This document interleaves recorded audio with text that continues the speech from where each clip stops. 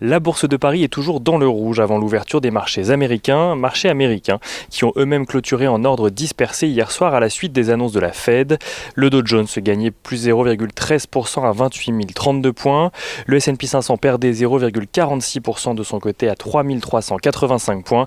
Et le Nasdaq Composite perdait 1,25% à 11 050 points.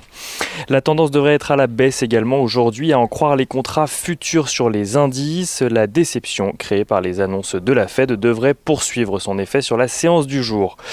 Donald Trump, de son côté, met la pression sur le parti républicain pour que puisse être trouvé un accord de relance budgétaire. L'accord allégé ayant été rejeté par les démocrates qui le trouvaient insuffisant, le président américain a demandé à son parti d'opter pour des chiffres plus élevés, s'appuyant sur la recommandation d'un groupe au Sénat composé de membres des deux grands partis. Le dollar s'était apprécié de son côté hier soir à la suite de l'annonce de la Fed.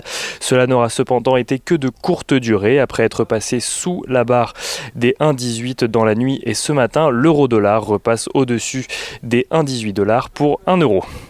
La Banque centrale anglaise, de son côté, laisse sa politique monétaire inchangée. Celle-ci constate une reprise économique supérieure aux attentes, mais ne rejette pas non plus la possibilité de recourir à des taux d'intérêt négatifs si besoin.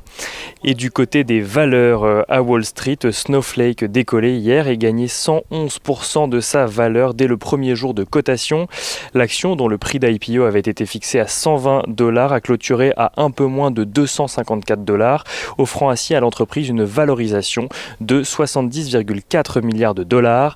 À noter d'ailleurs que Warren Buffett, qui s'était engagé à acheter un peu plus de 4 millions de titres au prix de l'IPO, a ainsi réalisé sur la seule journée d'hier un bénéfice de 800 millions de dollars.